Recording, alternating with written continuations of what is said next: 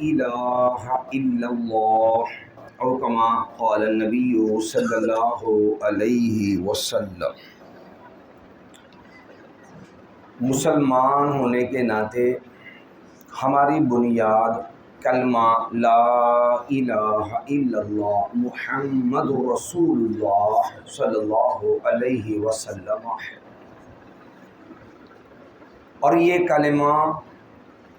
وہ ہے کہ جس کے بنیاد پہ نبی علیہ السلام نے اپنی دعوت کھڑی کی۔ نبی علیہ السلام نے کوہ صفا پہ لوگوں کو مخاطب کر کے فرمایا، یا ایھا الناس، اے لوگو، قولوا لا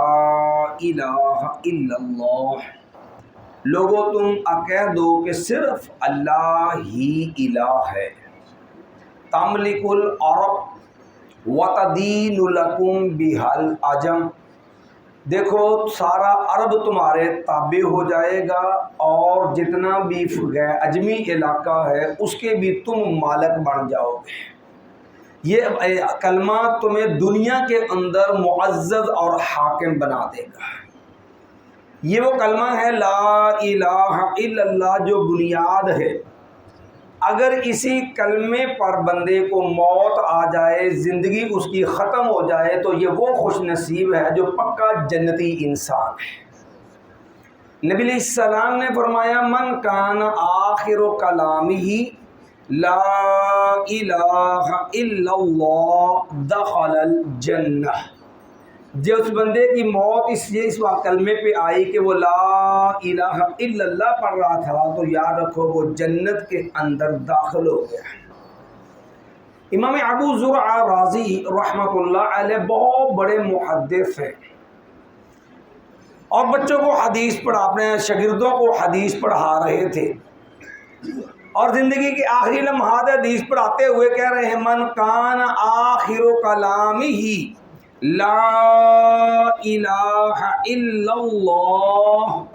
جب یہ الفاظ ادا کیے تو امام ابو زرع رازی رحمۃ اللہ علیہ ان کی روح پرواز کر گئے کہ اللہ نے اس قدر جو ہے عظمت والی موت سے نواز دیا۔ اور نبی علیہ السلام نے فرمایا، جو بندہ صدقے دل سے یہ لا الہ الا اللہ پڑھتا ہے، من قال لا الہ الا اللہ صادقا قلبہ، اگر بندہ سچے دل سے لا الہ الا اللہ کا اقراری ہو تو یاد رکھو وہ جنت میں داخل ہو گیا۔ نبی علیہ السلام نے ایک مؤذن کو سنا، وہ مؤذن اذان دیتے ہوئے جب اس نے یہ جملہ کہا، اشہد ان لا الہ الا اللہ، کہ میں گواہی دیتا ہوں کہ صرف اللہ ہی الہ ہے، نبی علیہ السلام نے فرمایا، لوگو خرج من النار، یہ کلمہ کہنے والا، یہ جو اذان دے کہہ رہا ہے کہ اشہد ان لا الہ الا اللہ، فرمایا یہ اس کی وجہ سے جہنم سے آزاد ہو گیا۔ ایک صحابی نبی علیہ السلام کے پاس تشریف لائے، مسند احمد میں یہ حدیث ہے، عرض کرنے لگے، یا رسول اللہ صلی اللہ علیہ وسلم اوصنی، یا رسول اللہ صلی اللہ علیہ وسلم مجھے کوئی نصیحت فرما دیں۔ نبی علیہ السلام نے فرمایا، اپنی زندگی کا یہ معمول بنا لے کہ دیکھ، جب تجھ سے کوئی غلطی سرزد ہو جائے، گناہ ہو جائے، فَأَتْبَعْهَا حَسَنَةً، تو اس کے فوراً بعد نیکی کرنے کی کوشش کرنی ہے، کیونکہ ان الحسنات یذہبن السیئات، مایا غلطی گناہ کے بعد نیکی کا فائدہ یہ ہوتا ہے کہ یہ نیکیاں جو ہوتی ہیں یہ بندے کے گناہ مٹا دیتی ہیں۔ وہ صحابی اس نے سوال کیا، کہنے لگا، یا رسول اللہ صلی اللہ علیہ وسلم لا الہ الا اللہ امین الحسنات، کہنے لگا، یا رسول اللہ صلی اللہ علیہ وسلم کیا لا الہ الا اللہ پڑھنا بھی نیکی ہے؟ نبی علیہ السلام نے فرمایا، اللہ کے بندے تو یہ پوچھتا ہے کہ لا الہ الا اللہ پڑھنا بھی نیکی ہے؟ مایا ہیا من احسن الحسنات، نیکیوں میں سب سے زیادہ خوبصورت نیکی جو ہے وہ لا الہ الا اللہ پڑھنا ہے۔ اور اسی لیے نبی کریم صلی اللہ علیہ وسلم نے فرمایا لوگوں سب سے بہترین دعا جب سارے حاجی 9 ذوالحجہ کو عرفہ کے میدان کے اندر کھڑے ہوتے ہیں اور سارے نبی بھی یہی دعا کرتے تھے کہ لا الہ الا اللہ وحدہ لا شریک لہ لہ الملک ولہ الحمد وہو علی کل شیء قدیر۔ اور جب بات آئی ذکر کرنے کی، اپنے اللہ کے ساتھ تعلق جوڑنے کی، تو نبی علیہ السلام نے فرمایا لوگوں افضل الذکر لا الہ الا اللہ، لوگوں اللہ کو یاد کرنے کا جو کلمہ ہے ان میں سب سے زیادہ ثواب والا سب سے بہترین کلمہ یہ لا الہ الا اللہ ہے۔ یہ ہم نے چند ایک فضائل اس لیے عرض کیے کہ مسلمان ہونے کے ناطے مجھے 2 باتوں کا علم ہونا ضروری ہے۔ ایک میری بنیاد کلمہ لا الہ الا اللہ، جس بنیاد کے اوپر میں مسلمان ہوں، یہ بنیاد کتنی عظیم بنیاد ہے۔ اور دوسری چیز کہ میں لا الہ الا اللہ تو پڑھتا ہوں، لیکن اس لا الہ الا اللہ کا تقاضا کیا ہے،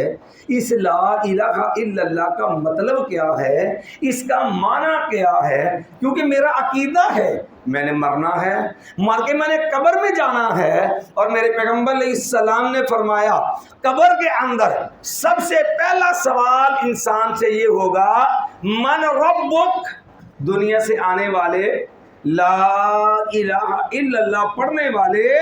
ذرا یہ تو بتا تیرا رب کون ہے؟ لا الہ الا اللہ تو پڑھتا تھا، کیا یہ بھی پتا ہے رب کون ہوتا ہے؟ رب کی عظمت کیا ہے، اس کی شان کیا ہے، اس کے تقاضے کیا ہیں، اس کے حقوق کیا ہیں؟ ایک بندہ ہونے کے ناطے تیرے ذمے تیرے رب کے حق کیا تھے؟ کبھی یہ بھی جاننے کی کوشش کی ہے؟ ذرا بتا تو صحیح من ربک، تیرا رب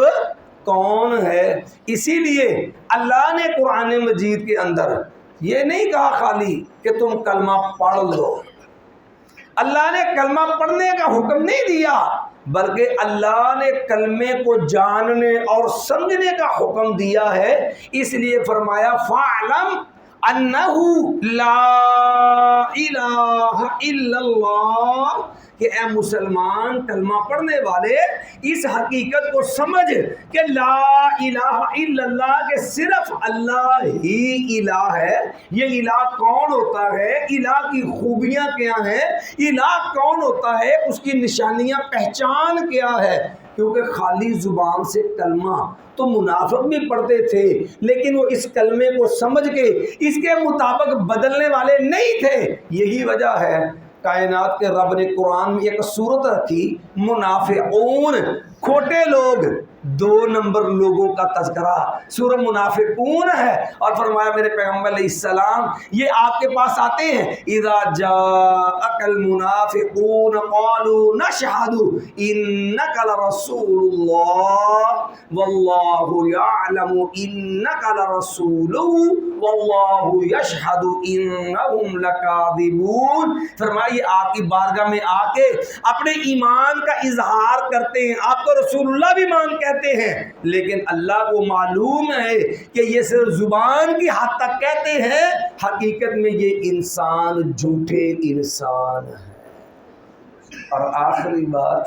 سیدنا علی رضی اللہ عنہ ہمارے چوتھے خلیفہ ہیں، نبی کریم صلی اللہ علیہ وسلم کے چچا زاد بھائی بھی ہیں، نبی کریم صلی اللہ علیہ وسلم کے داماد بھی ہیں، اور نبی علیہ السلام نے جب خیبر میں جھنڈا دیا تو آپ نے فرمایا تھا یہ جو ہے انی لأعطی الرعیۃ رجلا، کل میں ایسے بندے کو جھنڈا دوں گا یحب اللہ ورسولہ ویحبہ اللہ ورسولہ، اللہ اس سے محبت کرتا ہے، اللہ اس کا رسول اس سے محبت کرتا ہے، وہ اللہ اس کے رسول سے محبت کرتے ہیں۔ لوگوں انہوں نے ایک جنگ لڑی ہے جس جنگ کا نام ہے جنگ نہروان،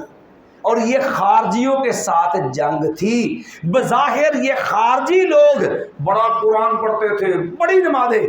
کلمہ بھی پڑھتے تھے، لیکن کلمے کے معنی سے جاہل ہونے کے ناطے یہ بدبخت نبی کے خلیفہ کے خلاف جو ہے بغاوت کر کے جنگ کے لیے کھڑے تھے۔ اور غلطی کہاں تھی؟ غلطی اسی جگہ تھی کہ انہیں اس بات کا صحیح شعور ہی نہیں تھا کہ کلمہ لا الہ الا اللہ اس کا تقاضا کیا، اس کا مطلب اور معنی کیا ہے۔ اس لیے میرے بھائیوں، مسلمان ہونے کے ناطے قرآن کو کھولیے، قرآن پڑھیے اور قرآن سے پھر تلاش کیجئے کہ میرے رب نے جہاں جہاں اپنا تعارف کروایا ہے، اللہ لا الہ الا ہو، کہ میرا رب اپنا تعارف کرواتا ہے تو الہ ہونے کے ناطے اللہ نے اپنی شان کیا بیان کی ہے، میں دیکھوں میں رب کی یہ شان کیا ہے، میں نے اس کے مطابق اپنے آپ کو میرے ذمہ اس کا تقاضا کیا ہے۔ اللہ نے توفیق دی تو جیسے رب نے قرآن میں حکم دیا فَاعْلَمْ أَنَّهُ لَا